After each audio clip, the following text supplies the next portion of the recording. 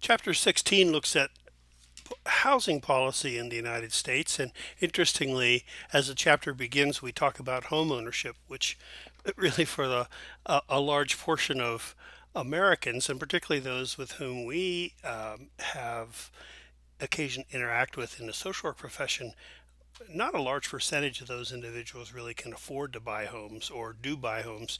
Yet this is kind of where the chapter starts out. And really, I suppose that housing is an issue for all, well, many social classes, I suppose, like socioeconomic classes, including the middle class. And a lot of times the complaints about the problems of the middle class that are being brought to politicians these days during the elections focuses upon the housing industry and the crises that had arisen in the home mortgage market, 10 some years ago during the Great Recession. Homeownership is a good thing, and it's one of those things that's a part of the American dream. And the authors point out throughout the chapter a number of different things that speak for the positives about homeownership. Now, they also mention some of the negatives and the pressures that are put on homeowners and that type of thing. But the positives include things like, for instance, when homes are purchased and you live in a neighborhood where the owners live in the homes, there is more of a neighborhood identity formed oftentimes among owners because they're intending to stay, and therefore they develop their social networks more and get engaged with neighbors and also take a very active interest in the appearance of the neighborhood, in the environment, and the issues associated with that neighborhood. Um, Partly because perhaps they have a financial investment in it, in the neighborhood. Because if the neighborhood is functioning properly and is a positive atmosphere, then property values are going to rise, and the neighborhood becomes more attractive to potential buyers. Therefore, homeowners tend to be engaged more with the local institutions and organizations. There tends to be lower crime rate because, well, neighbors know each other and they're protective of each other and um, kind of monitor each other's properties. Oftentimes, it's not unusual for me when neighbors go, south for a vacation for the winter or for a month or so for them to ask me to keep an eye on their property and maybe go inside occasionally and make sure everything's okay. Um, Equity in homeowner in our homes really has become the cornerstone of wealth for most United States families. It's the largest investment that most middle class individuals have. I believe it's safe to say, at least for many of them. But for many Americans, housing is a major problem because, first of all, there is a paucity of affordable housing, particularly for low income families. And for many families that can't afford to purchase homes, they may be uh, forced more or less to live in neighborhoods where there's a lot of older homes and those homes are in disrepair, oftentimes fail to meet standards such as fire or smoke detectors and things like that could be important safety issues. And also because of the fact that housing, affordable housing is in such short supply, we have high numbers of homeless persons, and that's something we're going to talk about a little bit later on in this presentation. So the federal government in 1965, during the Johnson administration, established, or maybe it was 64, established the Federal Department of Housing and Urban Development. It's called HUD, and it really was the mission of that department was to address housing issues, not only for poor people but in general, and also to help cities resolve some of the issues regarding urban blight and slums and things like that have developed over the years. There is actually, it's about 2 pages. There's a table in the chapter, table 16.1, that lists a number of the grant, subsidy, and loan programs that the Department of Housing and Urban Development administer. Historically speaking, without going through these, you can see that the housing acts go back, well, to the days of the New Deal in 1937, and you know there as the cities had grown and after American industrialized, there wasn't a lot done, I believe, on the national level, much less on a local level, to address the inner cities as they aged. And as a result, we had a lot of issues with slums uh, in the particularly the older industrialized centers, and individuals who didn't make a lot of money were forced to live in these poorly kept tenements and apartment buildings and neighborhoods. And so different housing acts were implemented during from the time of the New Deal to the more modern day in order to address unsafe and unsanitary housing conditions, elimination of slums, slum clearances, urban renewal, blighted neighborhoods, focusing upon improving blighted neighborhoods, water and sewer issues, um, and then as the civil rights era came upon us and uh, focused attention upon the the experiences of minority populations and poor individuals in obtaining housing, um, there was efforts made to eliminate banking and mortgage lending practices called redlining, where they would only the lenders would only sell homes to persons of minority status in certain neighborhoods and not in others. And so more or less kind of keeping minorities in pockets in the neighborhoods rather than allowing them to integrate into the larger community. And so the some of the mortgage disclosure acts and investment acts, as 76 and 77 in particular, focused upon the lending institutions and the need for them to make loans in every neighborhood in their service area. 1998, during the Clinton administration, the Quality Housing and Work Responsibility Act, that is QHWRA, which kind of rings a bell with the welfare reform prorora or whatever that was implemented in 1996. Well, if the acronyms look similar, so were the thrust of the things, which again, once again, we're tying a benefit to workforce participation. In America, this goes back to those great American values that we talked about early in the semester. Um, Work is like the answer to everything, and it is not only something that is supposed to help you get ahead, but it's also sort of the ruler or the measuring stick by which you judge an individual. And if the person isn't working, you judge their morals a certain way as well, and their intentions and their very character. And so here we have an act that is supposed to help individuals to get quality housing, and this tying housing benefits to workforce participation, and interestingly, mandating that low income tenements take responsibility for moving into better living conditions on their own. That is being able to buy houses and things like that. So I suppose through working, they can take more responsibility that way. While there were a few other things that happened between this act and the American Recovery and Reinvestment Act, that was sort of the bailout programs that the Obama administration initiated after the Great Recession. One of the provisions in the Recovery and Reinvestment Act in 2009 was a direction for the Department of Transportation and for HUD to take about $62 billion to build and renovate our housing infrastructure. And there were provisions in this which targeted homeless and low income groups for the provision of affordable housing options. Now, the text doesn't talk about how successful that effort was. I would think by this time we'd be able to look at some statistics to tell us this, but unfortunately, that's not available to us here. Since 1986, the Low Income Housing Tax Credits Program is intended to encourage the development of affordable housing, but without direct federal expenditures. So the federal government, I believe,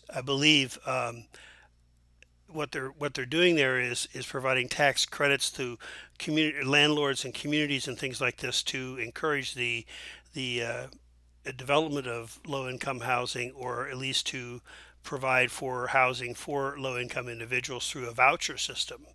And by gaining credits in this program, tax credits in this program, owners were required to rent to only individuals whose income did not exceed 50% of the area's median income. And I'm assuming those figures are adjusted from year to year. So there was an income limit on in terms of who could participate in this program, and then a maximum rent was set at 30% of the tenant's income. And this 30% is the well, it's the affordability measure, a standard in terms of housing, and we'll touch on that in a few moments. But the idea was that there'd be a cap on how much rent could be charged based upon the qualifying individual's income, and also who could qualify. There had to be some income restrictions on that. Now, in 2018, Ben Carson, the HUD secretary, proposed increasing the maximum rent that could be charged to 35%, and also, as I recall, wanted to also tie additional work requirements in order to qualify for this program. It really generated quite a bit of attention with this. It just seemed to be remarkably deficient in terms of understanding the conditions of the persons who were participating in this program, and it was not supported by Congress, and so his proposal kind of died a justifiable death, I believe. Funding levels in this program are low, and so there are plenty of people who might qualify for these vouchers that don't get them. And so you find yourself, if you're applying for this program, on a waiting list sometimes for a voucher to come open. Or you find if you do qualify for a voucher, you find that there may not be sufficient apartments available or rental units available that will accept the vouchers, the HUD vouchers. In Alaska, the agency that handles housing, in particular for those low-income individuals, but also for all groups, is the Alaska Housing Finance Corporation. And let me see, I think I can just call up their website here just real quickly. Hopefully this is viewable to you. And this is what the Alaska Housing website looks like. Look at those happy children there in their home. For the rental locator, this is interesting here. The home energy, the weatherization program is one of the things that HUD offers, and somehow or other, I wouldn't think that couple looks a little too wealthy to be, weatherization clients, but who knows? And anyway, it goes on to indicate some of these shows, for instance, some of the different events in the area that, the individuals might want to pay attention to. So that's there for people that are seeking housing in Alaska. Now, the typical American family spends about 34%, about a third of their income on housing, and that is slightly above that affordability standard of 30%.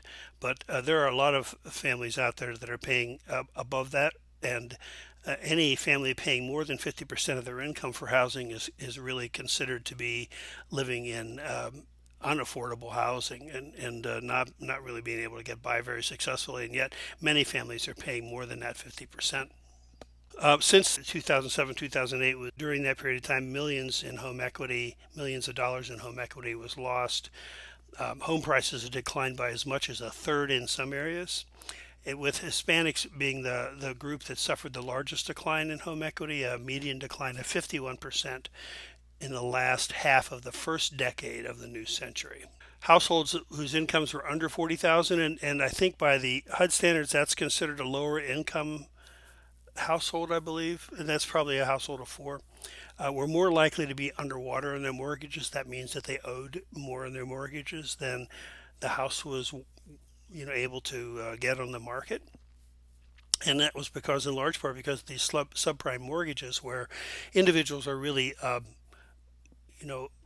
given mortgages to purchase homes with minimal or no down payment, even no cash down payment, and wound up maybe balloon payments or payments ballooned larger year after year, so that They may have been affordable in the first few years, and the idea was, well, you'll probably be earning more in a few years, so you'll be able to afford bigger mortgages then. But the mortgages, grew faster than any income increases, particularly in an era of a recession. And so, anyway, these subprime mortgages forced many people out of their homes, and foreclosure rates reached record highs by 2009, the year after the recession theoretically ended, or was at least being remedied by that time. In 2015, home ownership overall was at its lowest rate in 40 years at about 63%. Whites had a home ownership rate at that time of nearly 72%, and blacks and Hispanics only around 42%. So you can see there's quite a disparity there again in terms of different groups. And if you look at breakdowns, I'm sure that you'd find, for all the other kinds of ways that we break down these statistics, that whites and males and upper middle class individuals certainly fared better, as is virtually always the case in America. Just before the recession, the median price of homes in the market had reached an all-time high of almost, well, 4.5 times the median household income. So people were buying homes that were almost 5 times as much as their, well, median prices and median income. That's midway, but you get the picture there. Houses were really had become almost unaffordable at that point. And so, because of the recession, afterwards, the median sale price of homes fell by about $15,000. And the people who were paying, of course, aside from those who own the homes, renters were also paying because of this, because by the time the recession had passed and the market was kind of getting back on its feet, rentals were going for a lot more than they had been previously. So everybody suffered through this. In the aftermath of the subprime mortgage crisis and all those foreclosures that resulted, many people were forced to look for rentals who had previously bought homes, which increased the demand in the rental market, which, as demand increases, what happens with the supply, of course, is that the prices go up. And so low income renters were really kind of squeezed out as far as suitable housing was concerned. So the benchmark for affordability, as I've been talking about here, is that a household not pay more than 30% of their after-tax income on housing. And those paying more than 50% are considered to have a severe burden in housing costs. When lower income households live in unaffordable housing, what happens is they spend less on other necessities like heat, food, clothing, healthcare. It's that heat or eat dilemma that some families were finding themselves in. And if they could afford to purchase food, for instance, they were probably buying cheaper foods and meaning less nutrition and this kind of thing. By 2014, only 40% of extremely low income households received any kind of rental assistance. So again, because of the limitations in terms of the funding for those programs, as well as and the availability of rental units, as well as I'm sure that there's a certain amount of outreach that needs to be done to let people know that such things are available. And urban renewal is sort of that big thing, the downtown redevelopment or whatever, revitalization campaigns, which is considered to be a good thing for cities living in the lower 48. You maybe see a little less of that in Anchorage because, Alaska, because Alaskan cities, when you're talking about the urban centers, are relatively young communities, compared to some of the cities in the lower 48, and so some of the cities in the lower 48 have urban cores that are really in pretty bad shape, and so efforts to revitalize is considered to be a positive thing for those cities. It attracts businesses and people move in and everything like that, and everybody's always happy. But of course, the persons that suffer are the poor who have been living in those areas. And so, businesses go in and renovate downtown areas and tear down buildings. These run-down looking apartment buildings that were inexpensive and affordable for poor people, or these what they call single room occupancy hotels, SROs. You hear them referred to sometimes. A lot of those have disappeared as well, and so and then the well, what they call gentrification, that phenomena where usually mostly young couples, oftentimes childless, who want to live near where they work or whatever, take over a loft in an old building, and renovate it and make it into a trendy kind of a place. I mean, we all know about, we've seen photographs and seen these things in television shows and things. And so all these kinds of things going on, generally considered positive for the city, but not good for the people who had lived there previously. These folks are forced out of their homes and have to wind up looking to other places. And so what happens? Do they pay more for housing and even less for those other necessities? Do they wind up doubling up with other families, or double up with relatives and things like that? Some become homeless, and that is what happens. Some homes also become overcrowded, and particularly in older homes, uh, there are issues that are raised about lead paint poisoning. I mentioned also about the lack of smoke detectors, which is another safety hazard in older buildings. Lead paint is a major problem also in these older buildings, and the text points out that children of poor families are 4 times more likely to suffer from lead paint poisoning. When as these as cities revitalize and become more attractive, property values, property taxes tend to go up with property values going up. And of course, what happens is landlords will then pass the increase in taxes on to their tenants. They just raise the rents for that. Now, there are some laws in different states called circuit breaker laws that provide some tax relief to owners, and it has to do with a certain percentage, and this I think varies from state to state. I'm not sure all states even have this, but that property owners can be protected from, from really, having their budget short-circuited more or less by very high taxes with these laws that cap the property taxes at a certain 1 or 2% of property value, something like that. Housing costs can also be further aggravated by higher utility bills, utility rates rather, which, although they're public utilities, it seems like generally when the utilities go to the utility commissions to request rate increases, they probably ask for a lot more than they want, but they always wind up getting approved for some increases, and so utility rates routinely go up, and that further puts a squeeze on poor families as well. Now there is uh, home energy assistance programs. I made a reference to that yuppie couple looking out the window in that fancy home, that help in weatherization, to insulating homes and helping people with their utility bills. This is generally for elderly and low income individuals. Again, those programs are available out there, but as the text points out, less than 20% of eligible households participate in this program. And of course, another issue is discrimination, with racial discrimination and discrimination against with children, families with children, I should say.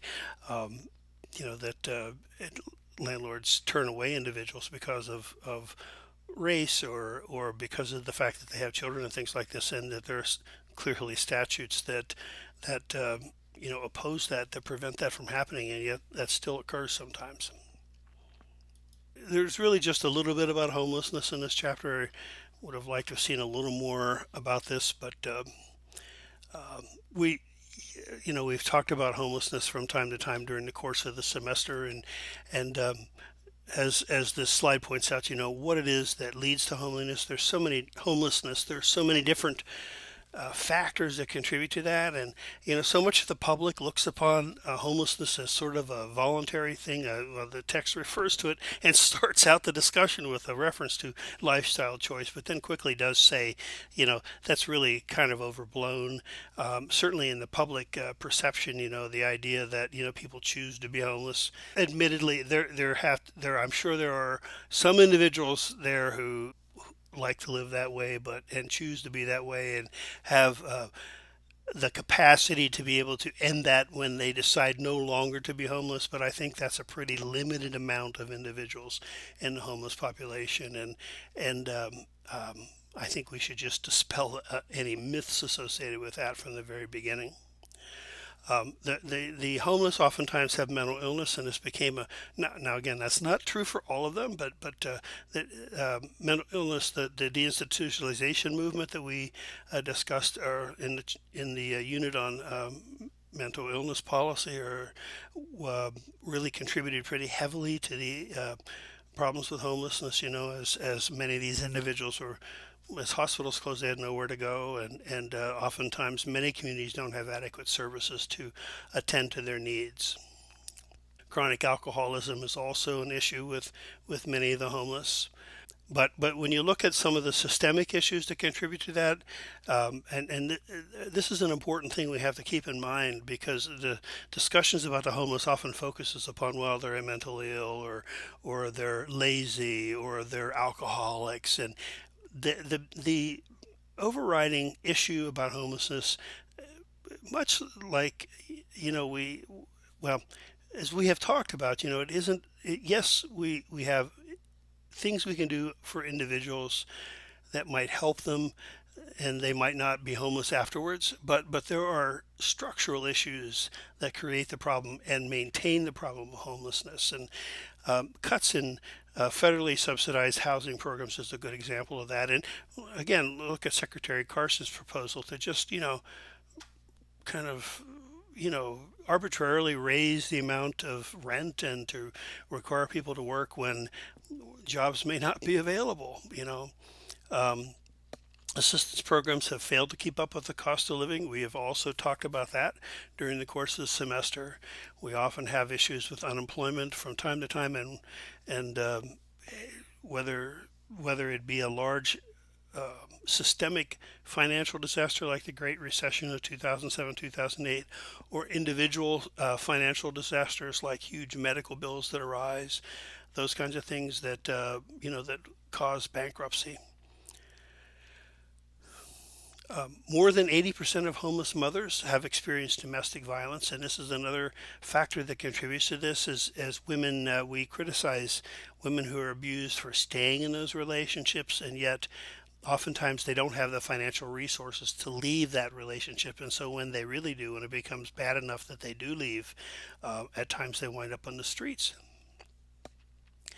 Youth will become homeless sometimes. Kids that are abused or neglected sometimes will run away from their homes and have nowhere to go and wind up on the streets. Also, kids that leave institutions or age out of foster care and don't have adequate resources arranged may also wind up on the streets. Now, Alaska and many other states have implemented provisions for kids as they turn 18, reach adult status, to continue in a sort of a modified foster care program, I believe, until their 22nd birthday. May even provide some assistance in terms of getting into college and things like that. And so there are some efforts being made to address the problems of that particular population, and yet at some point they're going to still become too old, and so it depends a lot upon the success of what occurs in that program for this to make a difference also for them. Homeless vets. This one study suggests that in 2018 there were 67,000 homeless vets around the nation. That it was about 10% of the total homeless population, and the text says that the numbers are decreasing, but if you kind of look up more current data, they've really gone up and down from year to year, and some years they increase and some they don't. And there's a growing population of older, 50 years or older, older homeless persons, often homeless persons out there also, often associated with substance abuse and mental illness.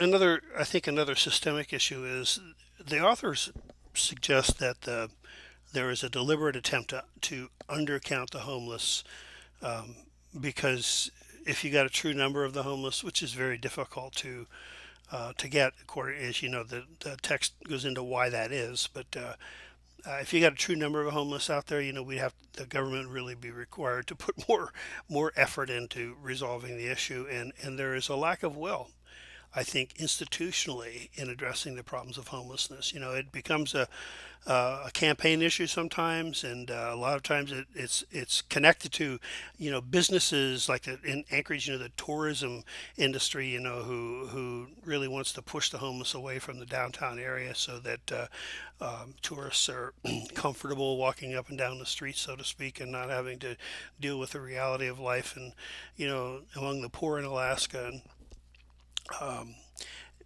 institutionally, we don't seem to have the will to really address this problem. It's a big problem, and there are things that can be done, but it just seems as though there hasn't been a concerted effort to really stay focused on this. They are the poorest of the poor. Shelters are there, but they only provide temporary relief. And as discussions and things we've looked at, suggest shelters have their own problems, with theft and aggression among people that are there, and oftentimes the homeless are reluctant to go there because of that. Um, Eliminating those cheaper hotels and SROs cast many people onto the streets that wouldn't have been there otherwise.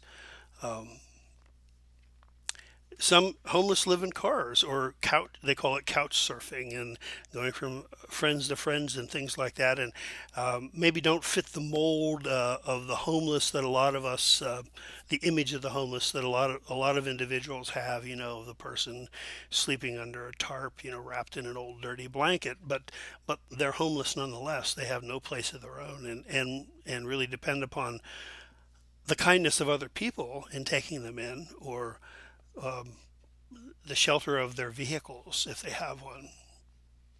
And it's important to keep in mind that about a third of those uh, individuals out there are homeless individuals or family groups that involve children as well. And then you get into these issues about education and having the credentials, so to speak, to be able to enroll in a school, and the federal government has addressed that with some legislation that requires schools to enroll homeless children. And so, same thing with migrant children. We'll talk about that later. So that there's some efforts being made, at least, to keep these kids engaged in the educational process. But with the mobility of this population, sometimes education becomes a problem for the children in these families if this continues over a longer period of time. Many people are, many of us are only one paycheck away, or two paychecks away from bankruptcy or poverty. I mean, it's true, that we don't. Remember, we talked some weeks ago about the difference between income and wealth, and those of us that have an income, we think we can rely upon our income, but with the economy as it is, maybe we can't. And no matter the guarantees in our jobs, if our paycheck stopped and we became unable to pay our bills, uh, if we have family to fall back on, that's probably what we do. But for those individuals who don't have families, and there are many of them out there who don't have the support of a family system that would take them in, it's very easy to wind up on the streets in those situations. Consider also individuals that have come off of the public assistance programs and have inadequate employment or unsteady employment.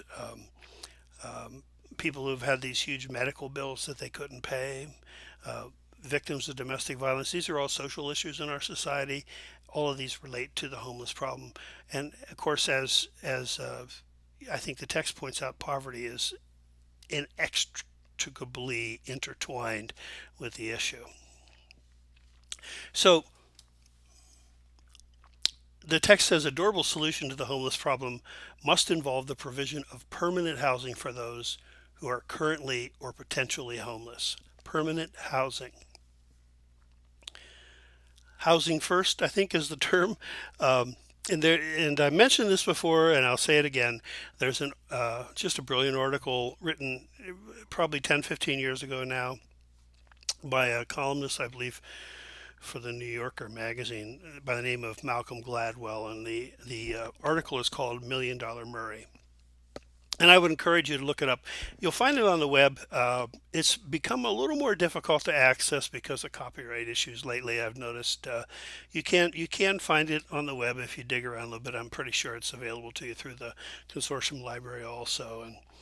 And it talks about the cost of maintaining the homeless, and we do maintain the homeless living on the streets, whether we know it or not. We pay for their care through, police intervention and mental health facilities and temporary incarceration and soup kitchens and homeless shelters and hospital emergency rooms and other kinds of services that they do get that never really resolves their issue, but just kind of meets them where they're at. It looks at the cost of those services versus the cost of giving these individuals permanent housing and how much cheaper it would be to provide housing. But we resist that. Now, some communities, Anchorage among them, with Carlick Manor, have addressed that and have begun to address that problem with some permanent housing solutions. Not enough to resolve the issue, but have begun to do that at least. But we have a resistance again to that solution because it feels like a handout. And again, we just go back to this thing in America about you have to work for what you get, and that's one of those things we just need to, those values I think that is just very harmful to so much of our society in so many respects, even though we hold to it as one of those things that is all about being a moral upright individual. So what could we do? Conservatives say abolish the low income housing programs assistance altogether. Just get rid of it and let the market take care of things. That if there's demand out there, fine. If people can't afford to pay the rents that are being charged, rents will come down. That may be true for a certain population, but I think most of us doubt that would be sufficient to resolve the issue of the homeless. And again, it's sort of like, let them eat cake. If they can't afford it, then they're just not a part of the market. We can guarantee housing assistance to those who need it. Make it an entitlement, not something that there's limited funds for, and you can first come first served or go on a waiting list. We can ensure an adequate supply of affordable and safe housing. We could work to preserve neighborhoods rather than to tear them down. It's ending these programs that cause the displacement of individuals, poor individuals. We could make sure that fair housing laws are enforced, and that we end economic and racial segregation through affirmative action housing programs. Affirmative action can extend into the area of housing. We could look at tax laws and who it is that benefits from these tax laws and try to realign priorities in terms of who gets tax assistance. Provide some encouragement and maybe financial boost to private sector efforts to increase affordable housing. Habitat for Humanity is the first one that comes to mind. And the book goes into some depth at looking at how Europeans tend to live in smaller spaces and use mass transportation and have much more of an investment in public housing, those kinds of things.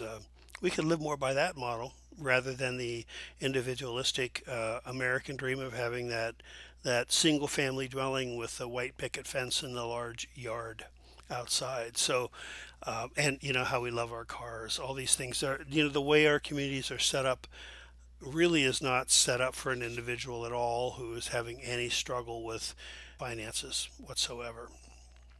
So the housing crisis really is structural in its origins. Incomes have not been able to keep pace with the housing costs. We have become over-dependent on credit in building homes and buying homes. The system that drives homeownership, development, and management is profit-driven. And the federal government has really failed to actively intervene in the housing market in any consistent way, at least, over a longer period of time. There's a quote I ended this with, I'll read in a second. But I mean, if my own experience now, I've only bought two homes, and bought my first home when I was 40 years old, and I was amazed at how many different persons were involved in the sale of that home. And for the first time in my life, I understood why it is that whenever you hear about reports in the economy, they talk about new housing starts, and that they went up, and this is the sign of a booming economy, a strong economy. And now I think when you buy a home, you become aware of why that is, because I mean, well, there was my real estate agent, there was the seller's real estate agent, there was the mortgage lender, there was the adjuster, there was the appraisal person, there was the people from the Department of DEC that came out to test my wells, and then the person that came out to fix the problem with the well, and just going on and on and on and on. The title searcher, the title assurance agency, all these kinds of things. All these people had their hands in the sale of this house, and somehow or other they had a piece of they have a piece of my mortgage payment every month, and this is kind of what this quote refers to. It says, as a profit is made by each link in the housing chain, real estate agents and developers, lenders, builders, materials producers, investors, speculators, landlords, homeowners, renters, and home buyers pay the costs. And that's just the tip of the iceberg in the sale of the house that they mentioned there. So it's all about profit in our world, in this nation. Okay, that's all on the housing chapter. Let me know if there's any discussion. Thank you.